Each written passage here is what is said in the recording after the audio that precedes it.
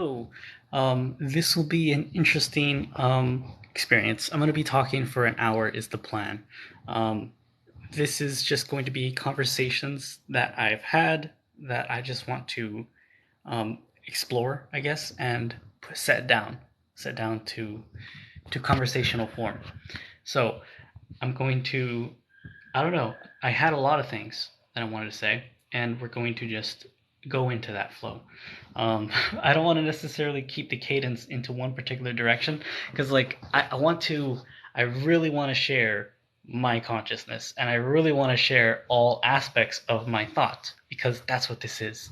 That's what life is.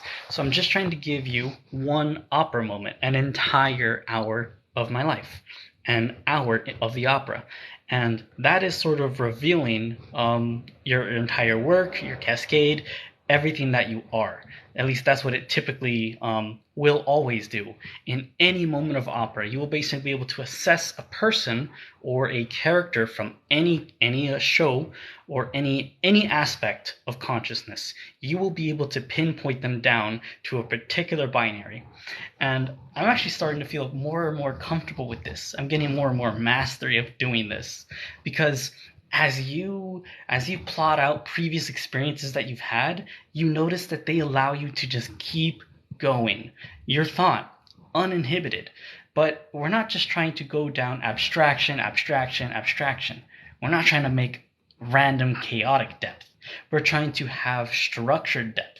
Because the average civilian, the average citizen, are told to believe that they are ignorant to any mechanisms of reality. You guys are completely ignorant to ever figure out how to live your life because you're not an expert in, I'll just give one example, gastroentomology or basically gastrochemistry, food chemistry. Because you're not an expert into food chemistry, you can't necessarily be a good chef, stuff like that. I'm trying to give a very that's actually a bad example.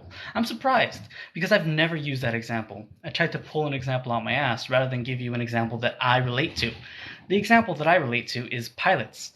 You're trying to teach another pilot how to fly a plane, but you yourself are the ignorant dumbass that doesn't know how to communicate directly, like student. I'll say student, but I kind of want to say son because I want to teach my son how to fly. I'm not gonna let some CFI, some average civilian, try to teach my son how to fly. Like they're just gonna say like, you gotta just push the yoke, man. Push the yoke when you're about to stall. Let's push. Remember, P for push. And like give you some BS acronyms to remember. No student, no son. That's gonna get you killed because you don't know what the heck is going on. What you're going to feel is you're going to feel the dy dx. You're going to feel your derivative, your second derivative. And what is the second derivative, son? Acceleration. You're going to feel the acceleration curve as it goes from positive to negative. And that is going to feel like this. And then we perform the maneuver together. And then we go down and say, like, that's what it feels like.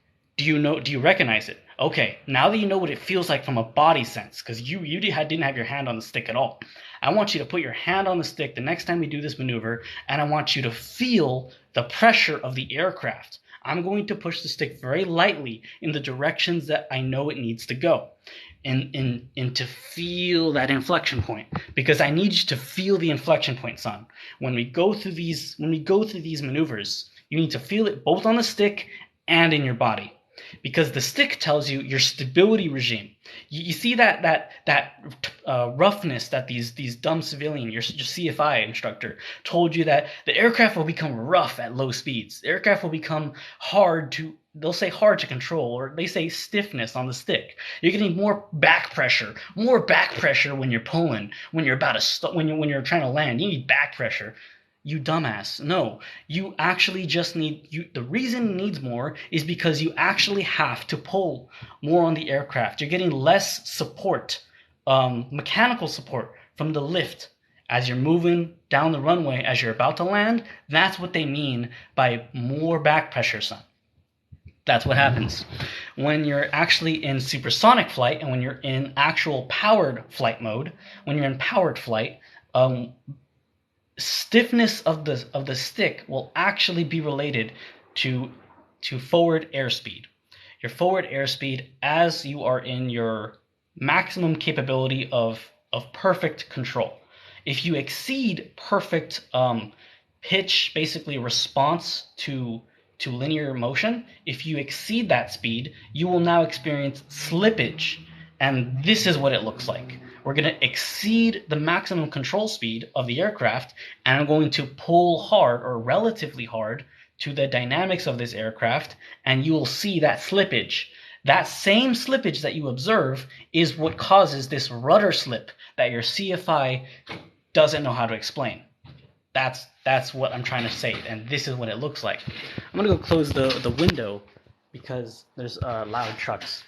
We're going to keep this opera moment continuous, and we're going to keep this with consciousness. I really don't realize I don't like how I went down that entire direction.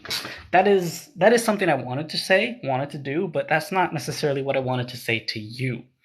And that's interesting because now I'm going back to my target audience. I'm going back to my purpose. Everything that is my purpose in my life is to always give credence, always give attention to you, because I really don't care about what I talk about. Like, this is basically, me and my son, conversations to myself and my son. Like, that's fine, but do you appreciate that? I don't know. Like, I care about you, not necessarily others. And if you really think about that, like, do others even value the conversation a man has with his child? A lot of people don't. They're like, oh, he's just talking to a dumb kid. Well, if you're talking to a dumb kid and that's your best explanation of reality, I think you should realize that you need to talk to adults. You need to learn how to talk man to man, officer to officer, and need to be able to teach men to men. And you realize where that happens is pilot flight school, pilot training in the military. In the military, you actually undergo like such a great training because they actually understand what they're doing. The only people that actually really actually take the time to practice these physics, and that's why they say hours are what make a pilot. No, it's not just hours, but they can make military grade pilots, intelligent people. They can make you perform really well because they understand what they're looking for, what they're trying to cultivate within you, what mindset it takes to be a proper functioning pilot in a military combat environment.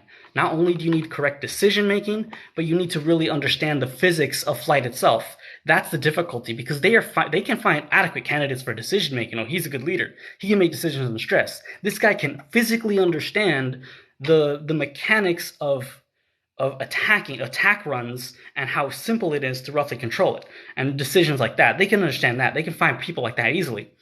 But they're trying to train pilots to actually understand how to fly the aircraft in a safe way that will basically allow you to evade the minds of other pilots. Because, like, think about it. Other pilots in other nations are stick kids. That's what we teach. That's basically, these other pilots do not have that much time in their aircraft. They do not fly as much as you. They really don't, because their military can't afford that maintenance and the hours, the flight hours, actual flight hours. So it's your job in the airspace, when every time you're allowed to fly, you're supposed to learn that back pressure, all this mechanics of your aircraft. You're supposed to keep what you learned in the initial flight training. They teach you how to feel the responsiveness of the aircraft. All your basic introductory maneuvers, all your basic ailerons, all your basic maneuvers that they teach you, your energy rolls. They teach you to do this energy. You're like, when am I ever going to do this corkscrew energy roll maneuver in reality? It's like, that doesn't have any effect in my reality. But what did I do right there? I maintained position. I maintained a focal point. That's really what you're trying to do. You maintain a focal point. So it's interesting how we can teach it in both physics. We can teach it with acceleration curves, and we can show it to the student. And the student is supposed to then understand how these mechanics relate to actual flight. Anytime you see an acceleration curve, that is literally what it's going to feel like. We basically tell you, what does it feel like? That's what it's going to feel like. Concave up and acceleration like this, oh, you're going to feel some G's going like that. Okay, what if it's concave down and it's like this, and it's a steep, and this is a thing. What happens at the critical point? It's so funny. These control engineers don't realize that. What happens at the infinity point of this particular function, the stall? What happens at that point? Well, you're actually going to feel, like, basically what that means is, once you hit your critical point, and this goes to analytical mechanics, once your second derivative is negative, concave down, what that means is you're at a point of instability. At the point of instability is when you lose controls. You lose control at those inflection points. And what's going to happen is you now, like, instead of having very, very slight pitch and control, like from your surfaces, your elevators, it's just going to stop completely. Basically, you're going to stop losing control. Either it's a slippage this way or it's a slippage vertically. That's what happens. I'm not trying. So this is just a conversation for an hour. This is particularly to a person. I'm sorry. I don't know if you find pilot conversations interesting. And I don't. I'm trying to listen to music right now because that's what I like to do, I guess. But that wasn't what I originally had in mind. I guess what I'm trying to say is that I had a conversation. I wanted to talk about everything. I wanted to talk about my officer connection. I wanted to talk about. I mean, like, I can. Okay, let's just talk about everything. Okay, I'm gonna try to open that up. I'm basically saying that I've had the ability to understand this high level officer stuff because they everything ties back to your 24-hour day. Everything ties back to the fact that we're all, and this is the phrase, of mice of men. We're all just men at the end of the day. It's that Pink Floyd song, and I forgot man, but you know what I'm talking about. It's the one that says that at the end of the day we're all just men. You know, us, them, and after all, we're only ordinary men. That's what it is. Okay. I'm going to let that one go because that requires such vast setup for that particular moment to really sink in that it's really a sort of like that's an opera. That is an opera right there. I'm not trying to go down that opera. Okay. So that's what I'm trying to say is that there are particular conversations that you can be like, dude, that's another hour that we can do after this, man. Because that's what conversation is. That's what happens when you're with your friends. So I'm trying to say that the same complex abstractions that are in pilot mechanics, in talking men to men, in like this military stuff, it's weird how like this all is the culmination of people trying to manipulate one another. It's them trying to index reality for strategic purposes. And damn, you can. However, it's interesting, like, but it's just the same solution over and over again. So what's going to happen eventually, and real soon, I'm trying to say that basically, I can predict economics. I can predict the future of society because there are limits to reality, and because there are limits to reality, there's eventually going to be a need for just central companies to manufacture missiles, bombs, tech, drones, aircraft, and basically this tech that we're going to manufacture are by design, by physics, the limits of physical reality at our present moment. And the thing is, not even at our present moment. That's what I tried to say. That's where it changes. Before it used to be at our present moment, but we are reaching the point with information physics that we are almost at the point of we are at the first gradient, the first generation of the infinite Ouroboros in military history, in human history. So we are starting to fight each other in now fundamentally idea space, quantum mechanics, quantum information. What this means is we have to hide. That's what it means. We have to hide the wave functions that we are using. That's physically what it means. This because this is all public information. You can look up how the military network works, like how cryptography works. At the end of the day, your code going up here, your code up there is just a failed key away. Your code up there is strong, but the stronger element is the element of surprise. That's really all you get. But the cool thing is with analog physics.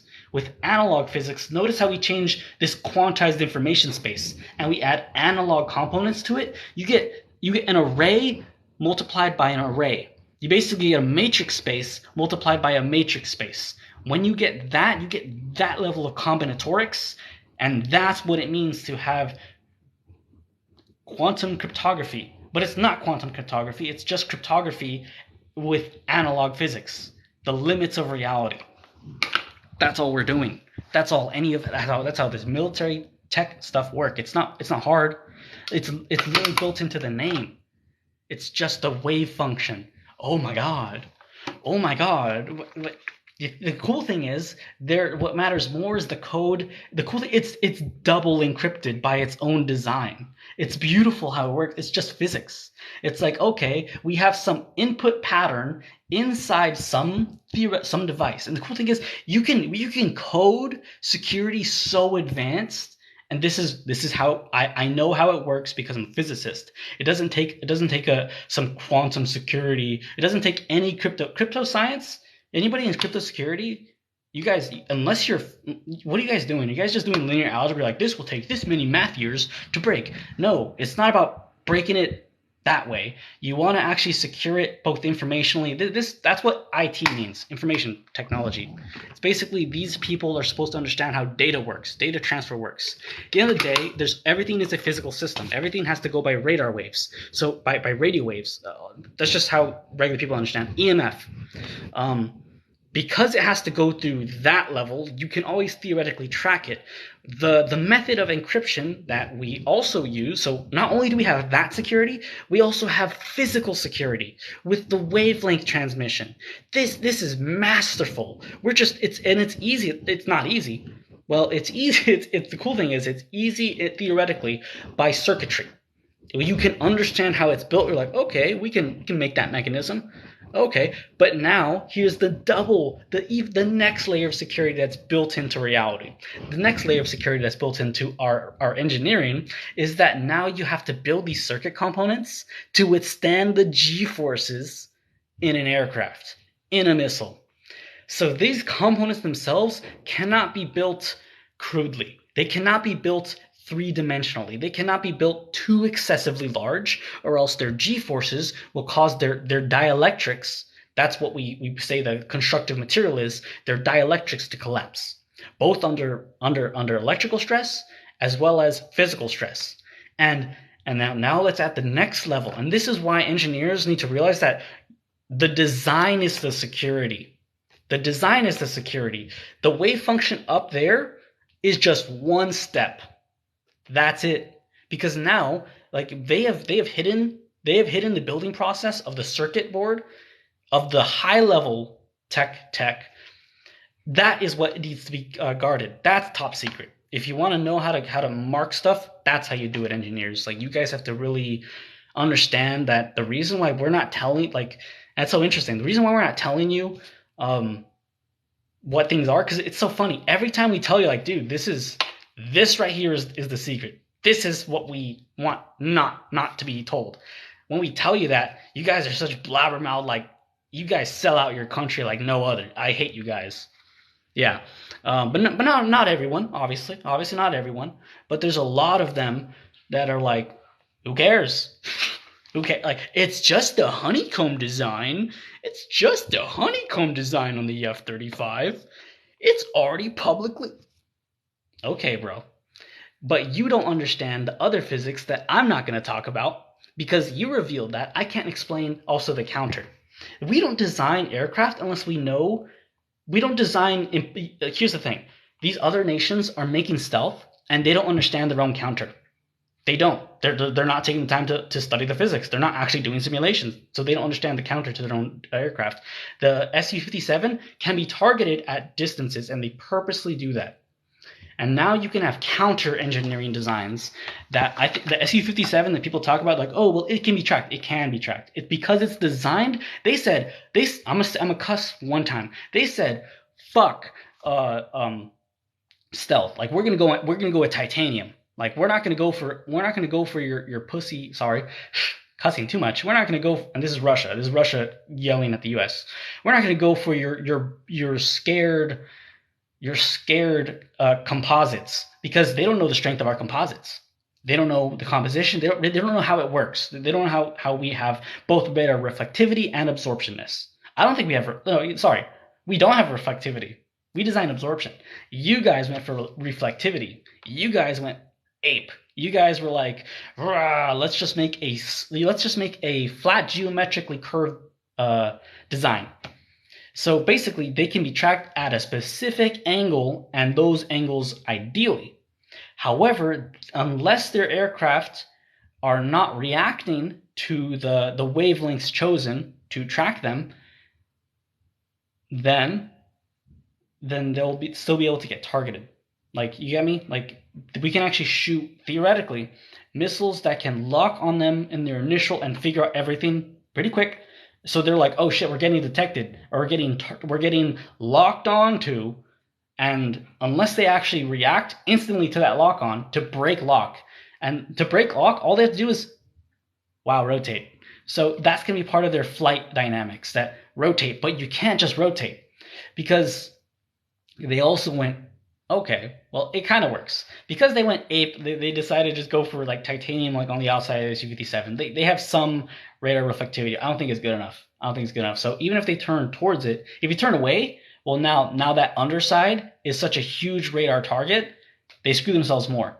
So their design is not ideal for either oncoming. It's okay for oncoming, because then their waves will reflect majority away and off the aircraft, just based off they went ape. Basically, they wanted kind of a really good reflective surface, so that instead of the waves going back at just random curved angles, they only bounce once. Instead of having enough of a signature to go back, they want it to bounce off. Basically, we'll just skim the shit off us. It's like that. But it can fly fast enough to say, screw it, I will go faster than your missiles. That's what Russia's trying to claim they can do. At least they're going for that in how they train their pilots for their attack runs. And for attack runs, that's actually a really good idea. They basically said, we're going for an offensive weapon that is unattackable by regular means. Because by the time they know they have a weak underside, so they fly low with those things. Why do you think they're flying? That's why I'm pretty sure the United States is going to do that overzealous thing, like, oh, we can track them from a distance with their F-22. We're just going to fly really high, and we're going to try to track them from a distance. We're going to, we got a radar lock. Let's fire. Fox T, man. And then they try to fly away from like the Russian border, pretty much way down, because we can fly really high, so we can easily get the lock. But then I told you that just bank they got to do. Okay, now they bank towards us at a certain angle that their physicists can track and calculate for them. Like, okay, this is the ideal angle. Bank to this angle upon radar lock, and your radar will basically bounce off. Now you have to fly this pattern specifically, so then they can't. The missile, while it's flying, could choose to either stagnate its power and go idle, and then give it more time to reacquire radar lock. And that's what I think we're going to have to design. We're going to have to design double offense, like both for the missile. Basically, you gotta understand how pilots think about missiles. How we're trained to think about missiles. That basically, you gotta think about your armament as your arrow, as the spearhead, tip of the spear. How are you going to be able to engage your enemies? What is the profile for attack? What is your maximum lethality? Like, what can we? And basically, the thing is also engineering as well. So the pilot will then leave and then say, okay, your missile did not kill the enemy. This is what I need it to do. And then the engineer's like, that's impossible. And then you go to the physicist, and the physicist says, oh, that's possible, bro. We got you. I know how to write that DAC, that data acquisition in your electric sensor. I can do that. Physicists do that. But the thing is, they're trying to pass it off to software engineers, or they call them software engineers. Like, no, dude, those guys should not be working with any coupling coefficients. It should actually be physicists, which I theorize that it is, but I also know it's not within these companies, within Lockheed, or at least within, okay, not Lockheed, but I don't think it's within these companies that are trying to design lower level tech. That's what I'm trying to say. It's not common for the average people. They hire software engineers when they should be hiring physicists for their calculations and for helping design the software and the circuitry. There's a lot of mismatches like that in engineering in our reality. Like, you'd think that they'd have this thing mastered. You'd think they'd be like, oh, well, we can finally design this stuff. We can finally like create some very powerful tech. Damn. I really don't care too much about the conversation, because now it goes back to you. And also, I'm a little hot right now, just because I closed the window because there was noise.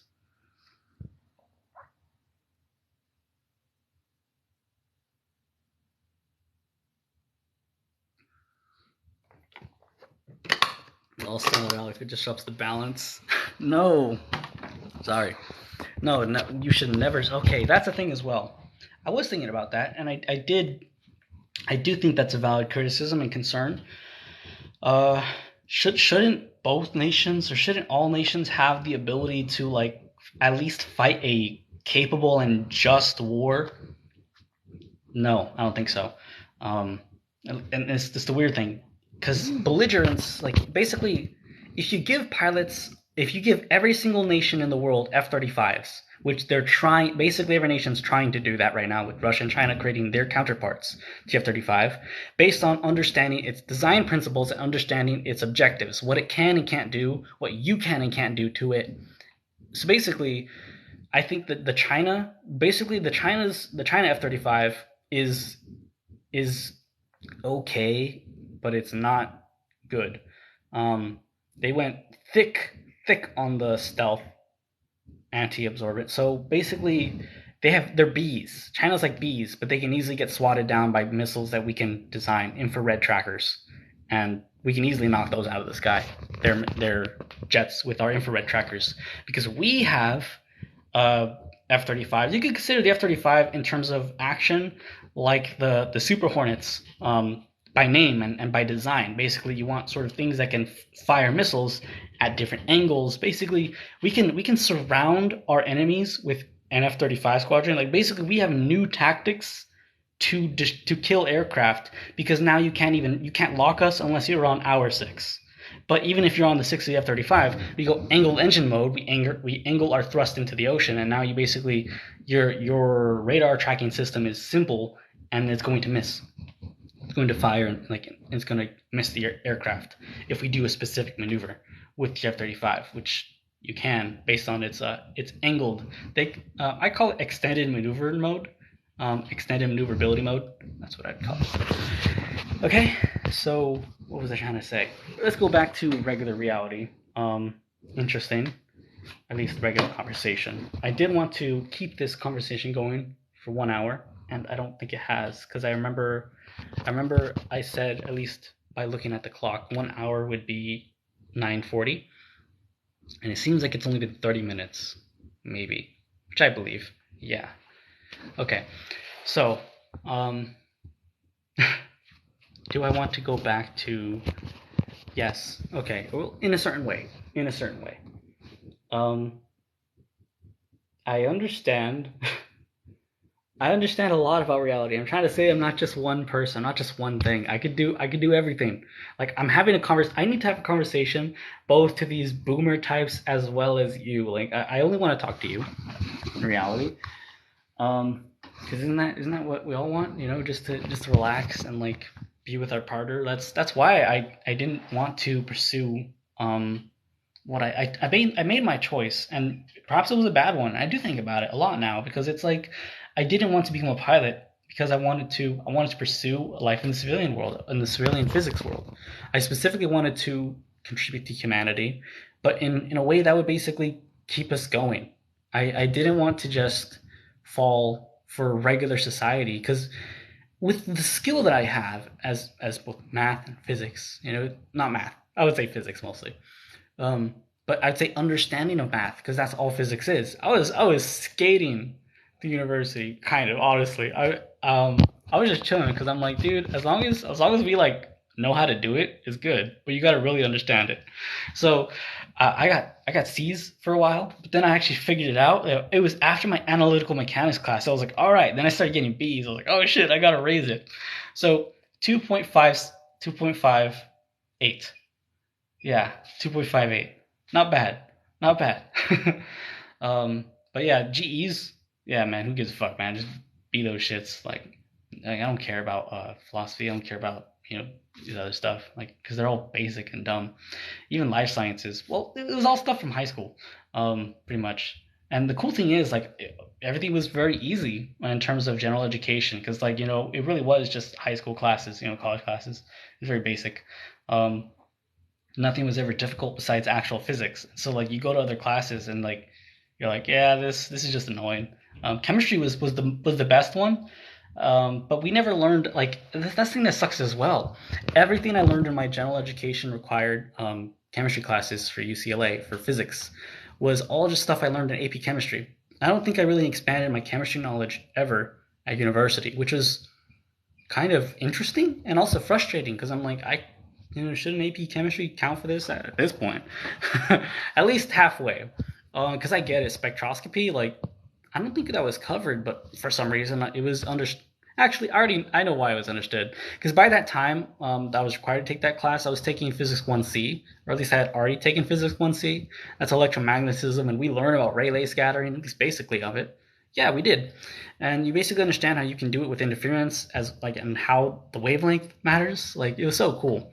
I had a really good physics professor. His name was Professor Corbin. This is a good time to talk about it, if anything, because this is a conversation I would have to you. I wanted to tell you about Corbin. I guess at some point in my life, because be like, so how did you learn all this stuff? I don't know, like had good teachers, I guess. In a way, good teachers as well as I spent my whole life thinking about this stuff. Like when I was young, I'd always try to figure out. When I was young, I'd always try to figure out how equations really worked in this world, how they looked. I'm like, but how does this look? All that stuff. I think kids have a lot more intuitive knowledge than you might think because they're trying to understand abstractions of this world. I guess. Oh, okay, it's getting hot. But that's okay for now. What do I want to talk about? I guess I want to go a little bit into different modes of thought. I guess at least different modes of thought. Yes, as they relate to time, as well as they relate to people. At least people you can talk to, friends. But I don't really. Okay, once again, it's not just friends. At least, not this. Okay, there, finally. I was just trying to clear sight towards something. All right.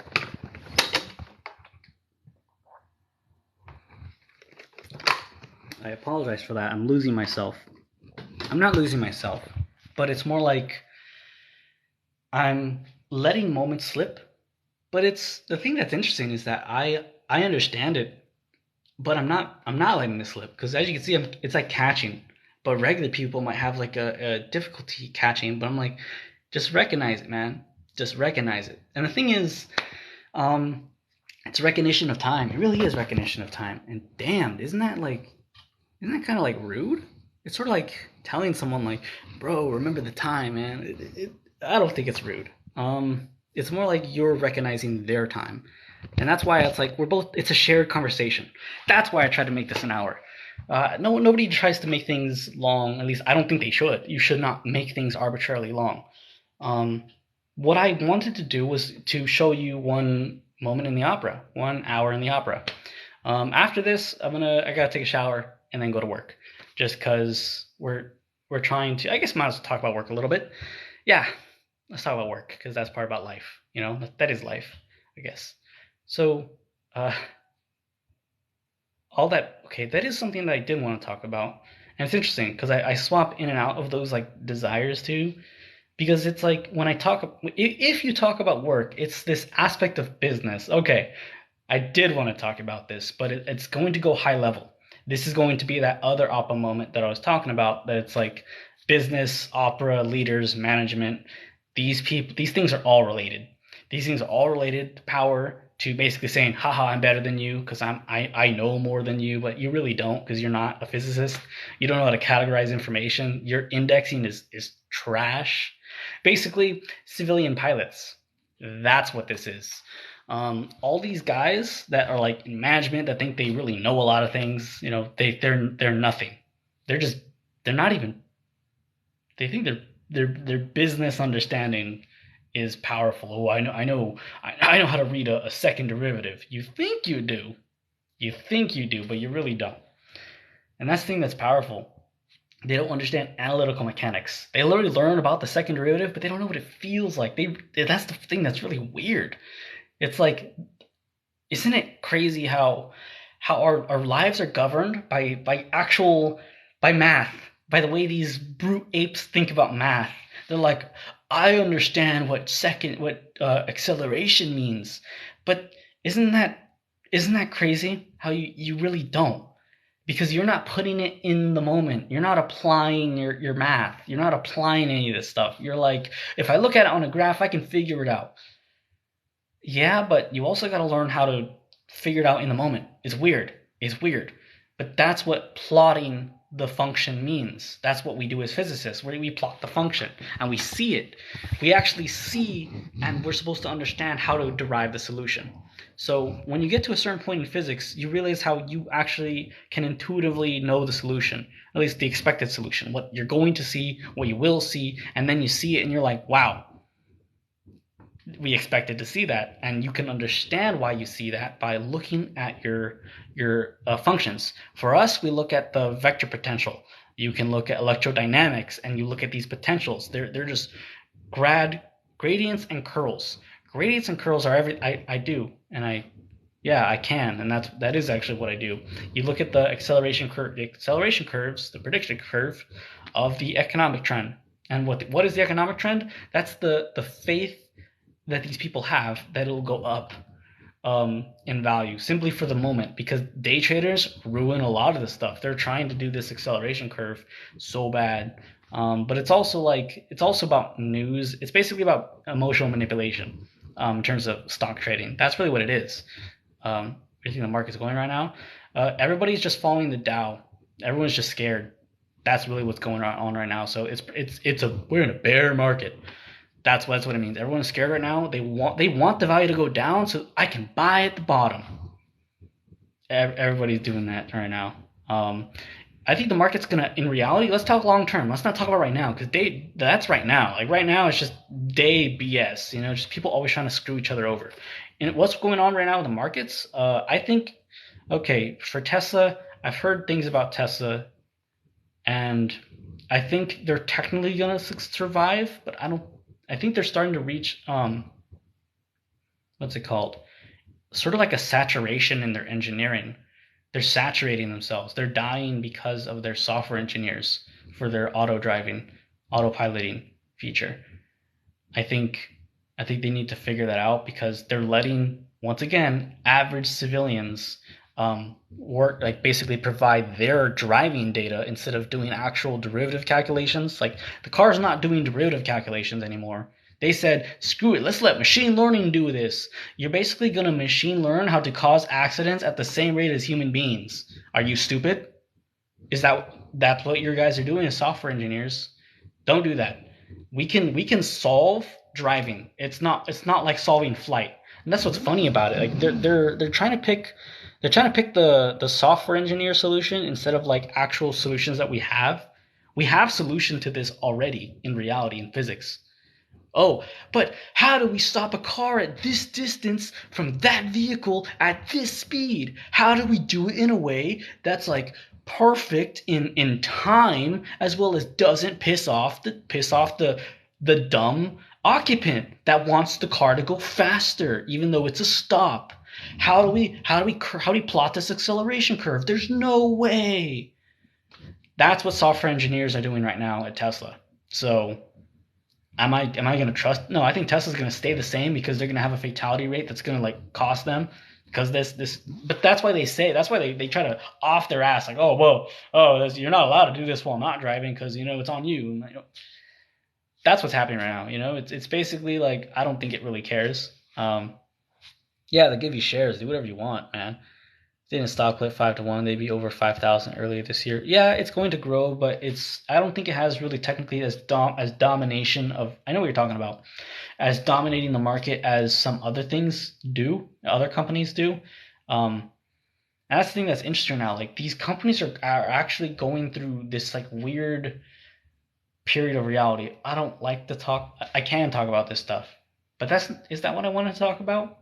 Do I want to be remembered as like the guy that understands business economic trends?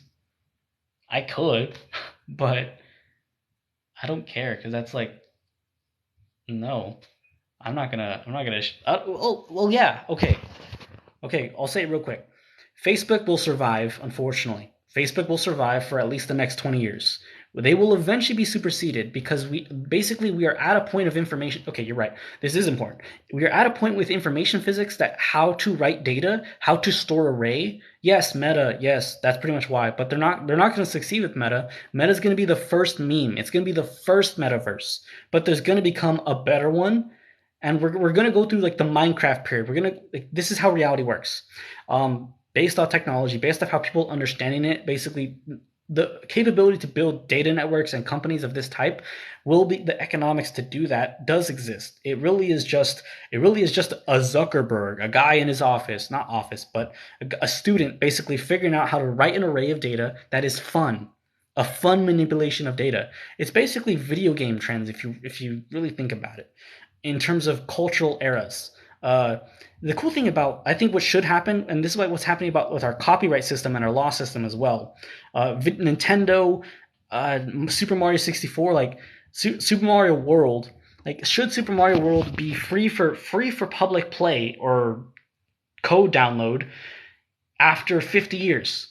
Should that happen? Should Nintendo always be able to sell Super Mario World? Always. I think yes and no. Yes, they should. And yes, that the original designer of such an invention that has permanent copyright should always get a percentage of that product only after it has been like deemed like economically, I guess, feasible for the company to compensate them with a percentage of the gains. You could say that, so we can allow economic terms to really be fair, company fair, because it really is the company doing the investment for this person to contribute to that. But it's like, who gets the value for it, honestly? And now it gets a little bit more complicated. Does the director get the value? I think the team of that should get value based off contribution, and that's where it gets really difficult. It really goes down to companies. Since when have economic terms been fair, though? Exactly, never, because it's just people basically, screwing over their workers, basically saying like, even though you did this for me, I'm gonna keep it. I'm gonna keep it because I invested. That's really where the money is going technically. But then I don't like that the bosses, the management keeps the money. It's like, but it's actually your director of the project that built that made that. But whatever, you get me? Like, and this is why they claim they compensate their managers well, but they don't compensate their workers proportional to the profits that they give. Do you see Intel exploding since they have a monopoly over chips? Yes, I do see that, and actually I am doing options with that. The moment I see that upturn in both the Dow and Intel, buy options in. I'm putting 3,000 in, and that's gonna double because I saw a 50% gain like last week. As soon as I saw that, I was like 50% gain, sell at 40. I don't care. I'm keeping 40. You know, I always sell. You always sell below what your value of the option is or the value is because it's probably not going to go up. At least it can go up, but always play your gain safe. Play your gain safe until you got that the double, the Dow. Basically, when the economy thinks it's going up, when these day traders are finally like, now is a good time, you kind of play both of them. But you're playing yourself if you actually try to execute that. I'm trying to get rapid gains, so that's why I go for specific option differences. One time I was so close though, and I didn't have the balls. I didn't have the balls to bear it. I didn't. I'm gonna talk about it. I invested $1,000 into Netflix before apparently they are about to make a $4 billion deal or announce it on Friday. So it's like I sold it on Thursday or Friday morning, and then in the afternoon it went down 1,000%. So I could have got 10,000 from executable options, and that's just on the value of the option itself. That wasn't even on technically if I brokered a deal with somebody, the percentages I could have got. That's what it was. So I was like, damn. It always hurts looking back on it. And I know, man, but I was in the reserves at the time. I was like, bro, like I don't think I could handle this, like because like I was at work. I'm like, no, it was actually annual training. That's why. Because dude, I would never be in work on Friday. Like or on Thursday and Friday were actually worried me at that time. So yeah, it was annual training. 2018, I think it was. So yeah, it does. Okay. Back to okay. What are we gonna do? Well, we still got another 10 minutes or 12 minutes before the hour mark. So I'm trying to demonstrate the transitions of consciousness. But damn, now it's no longer to you, so now I feel bad. Okay. I'll try to leave one more thing. One thing truly to you. Um,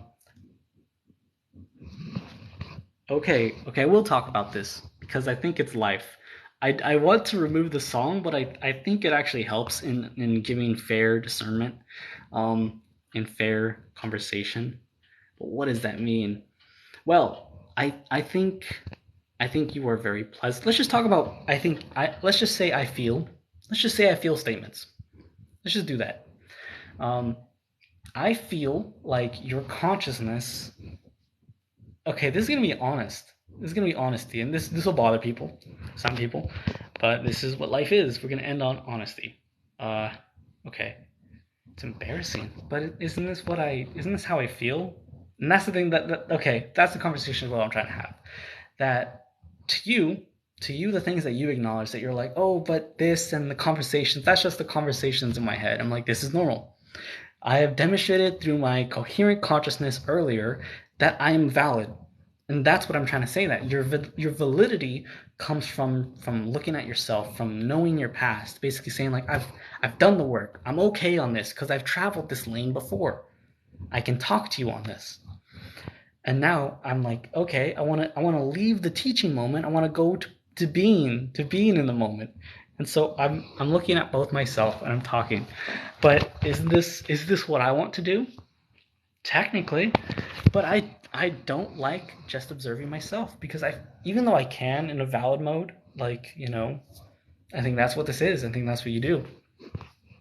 And I find it beautiful when you do it, but I find and you're right, maybe that's what our internal hatred is because I don't hate myself.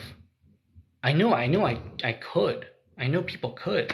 It's like, oh man, but it's like I don't think it's hating yourself. I think it's that it's like body dysmorphia, but it's sort of not that. It's more like I don't think I'm good looking enough. I don't think I'm social enough. I don't think I'm put well together enough. It's like it's that aspect.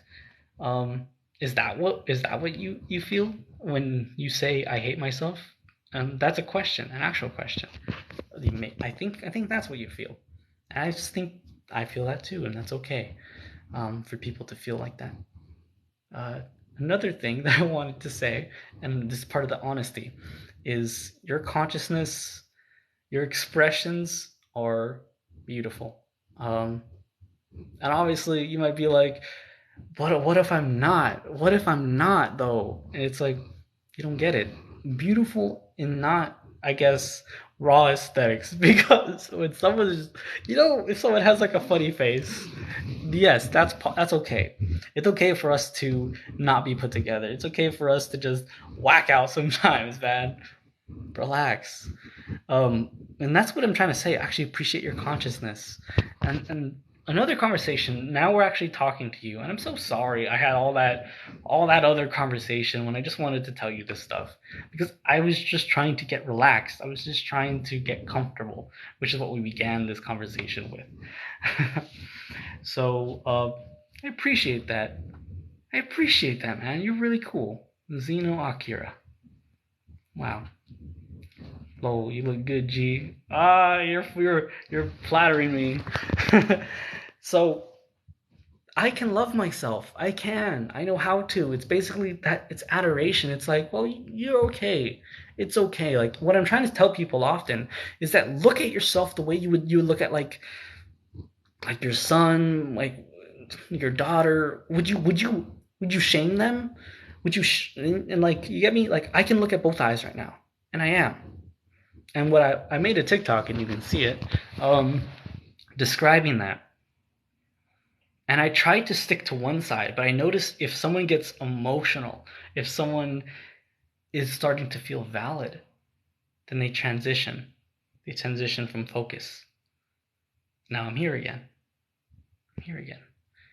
How do you do that easily? Oh, consciousness? Put me on your option trade so you have like a Discord.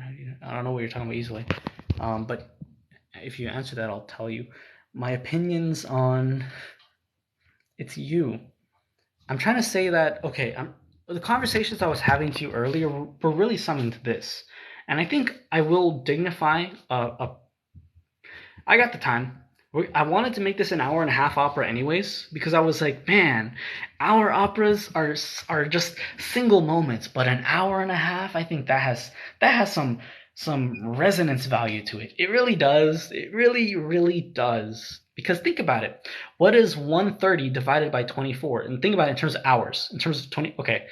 1.5 divided by 24. What percentage of your day is that?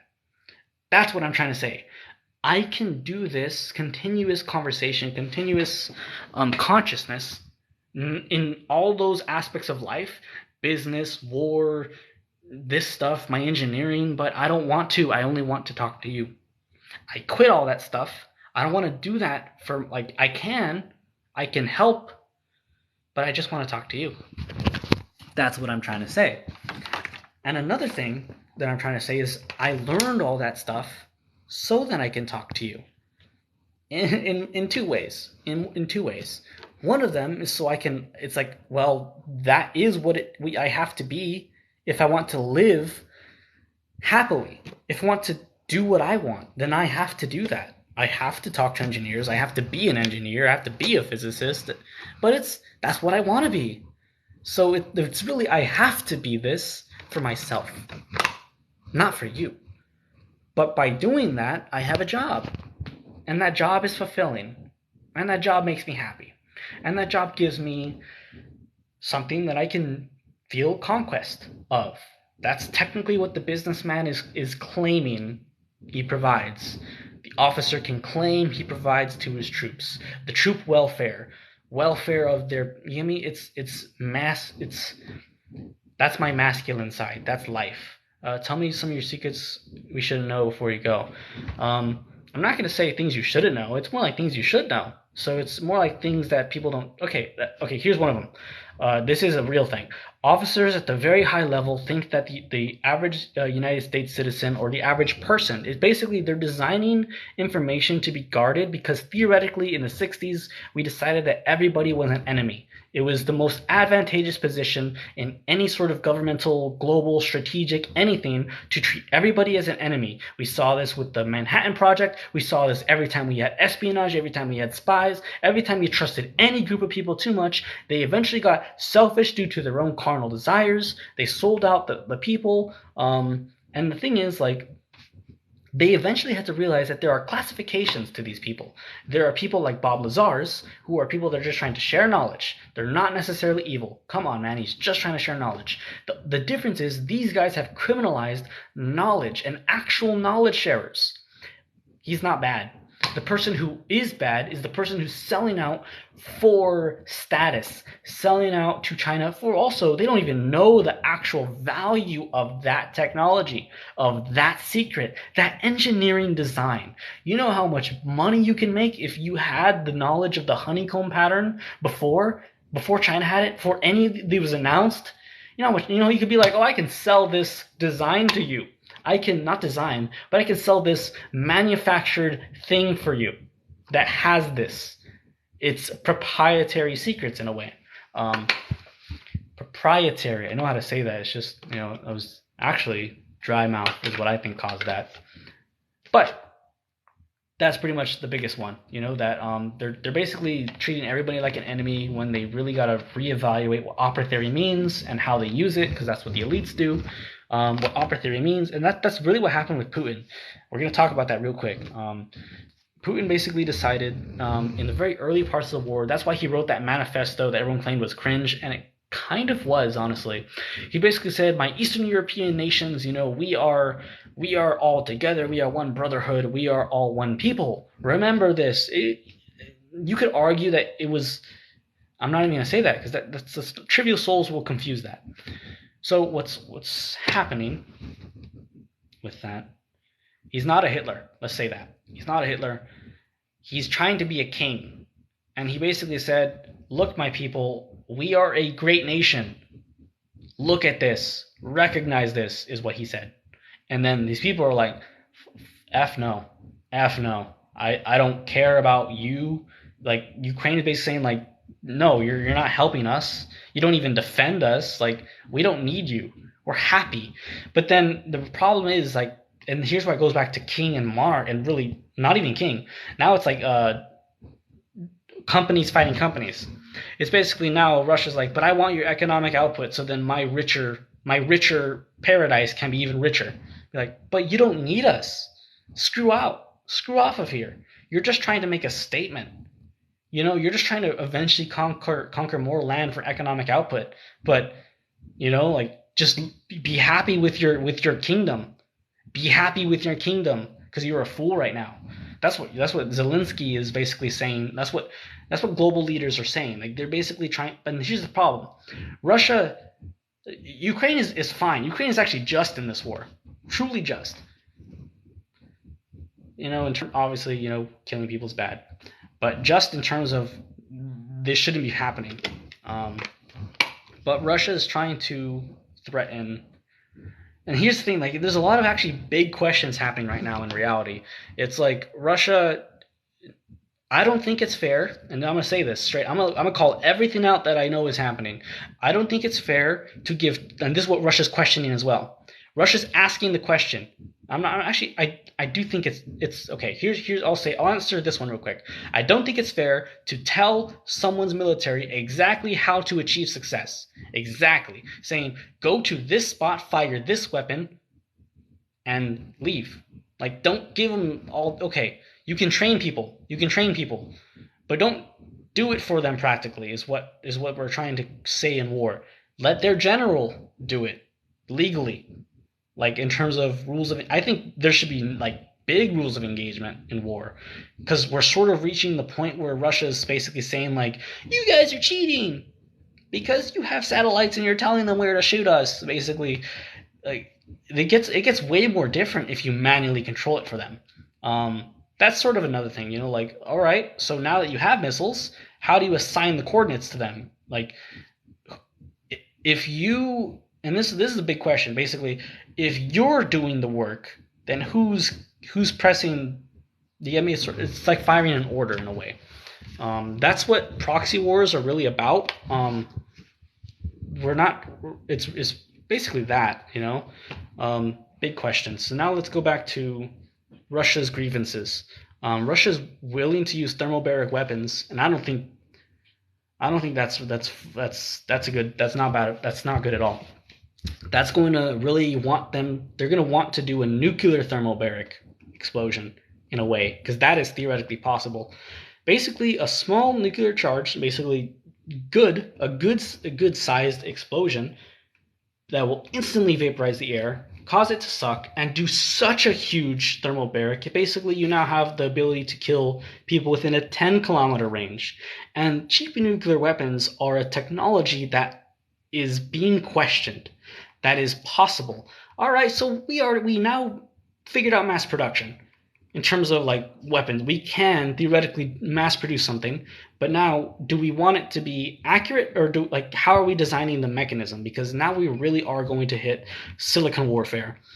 Who has the better chip manufacturing? Who has the best manufacturing rates? Who can produce enough weapons at a specific rate? Russia's saying, I want to go cheap, I want to go dumb, I want thermobarics. United States is saying, and United States and the other NATO nations, which is technically in this thing, is it unfair to say, well, because I have the accuracy, I think we should have smart munitions. I think we should always have every kill as a coordinated, skillful maneuver. You don't get it, because if pilots get thermobaric weapons, what's it called? Bullets. You know how the A-10 works? They want that. Russia wants that thermobaric on the Su-57. They want that. A thermobaric gun, basically the Su-57, I told you, flies low, offensive. You can't, it's really hard. It basically flies Mach 2 low level, does a gun strafe run on infantry, thermobaric, they die, fly away. That's what they want. We're reaching big questions in war, big questions in reality, because we're hitting the limit of physics. In engineering, we're basically saying like there's no other way. We're starting to reach the point of there's no other way, but they're questioning the next level of war. Russia is questioning the next level of war. What is authorized? Russia's saying that he doesn't think it's fair that we are giving them munitions and giving them aircraft. But it's like, I think that should be fair. It's basically, these men are willing to die. If you want to put a pilot in your skies to fight his skies, these pilots are willing. They're not as trained as us. You're right. We're not gonna engage our pilots against your pilots. You want to fight these people? These pilots stood up. Here's the aircraft. Is that fair? I think that should be fair. It's basically saying, like, so you want to go against Uganda, but you know they don't have F-35s. Like, okay, should someone give them an F-35? That's sort of what we're sort of. That's the question. That's sort of the question of rules of engagement. What's fair for war? It's like, if you try to go against a nation that doesn't have an air force, that's not fair. You're just killing people brutally from the sky. And that's another aspect of war, of international relations, that officers have to keep in mind. It's like, we don't want to just kill people for killing people. You could talk about that, how that could have happened in, I think it was the Iran or Iraq war. Basically, freaking Kuwait. I'm trying to say Kuwait. Based on the air ground war. Such a beautiful tactics. Sad how many people had to die because they were completely outgunned, out strategized, not out strategized, just out capable. Imagine several nations' aircraft going after you as infantry, as ground. Like, well, what do we have? What battery do we have? We have small arms, we have jeeps, we have some tanks in the back, but we know we can't let these aircraft attack the tanks. Then they're just dead. And after the front lines broke, so to speak, and they realized all their border-like ground sites were easily destroyed by helicopters, as well as runs by higher aircraft. Like, yeah, I think if Gaddafi, or yeah, I think that's what his name, really had humanity, he would say, "Damn, these people are.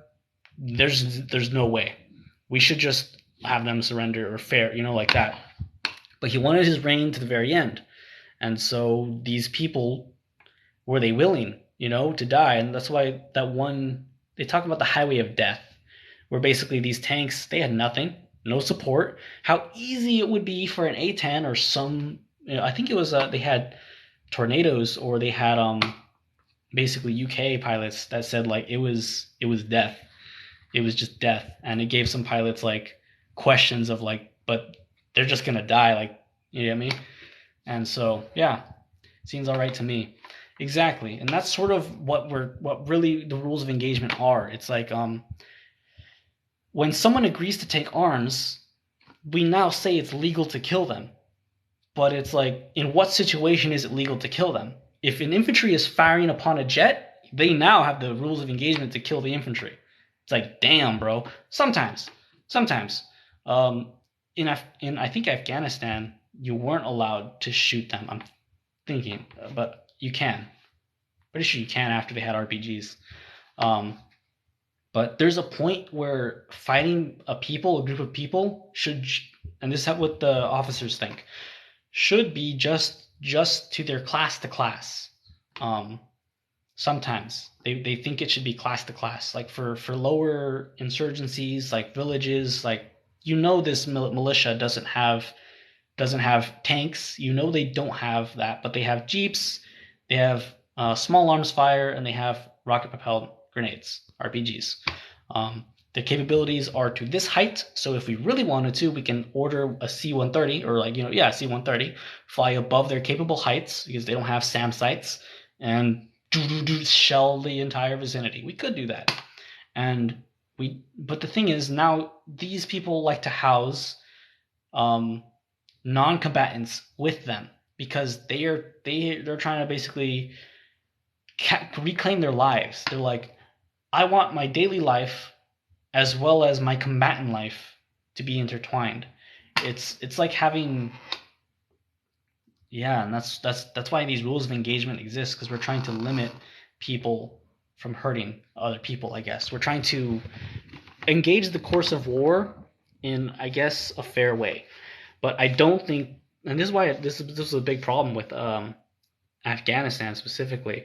They were limited by rules of engagement only until fired upon, and also only if they had the weapon still. Sometimes someone could throw the weapon down on the ground and run away, and you weren't allowed to fire on them.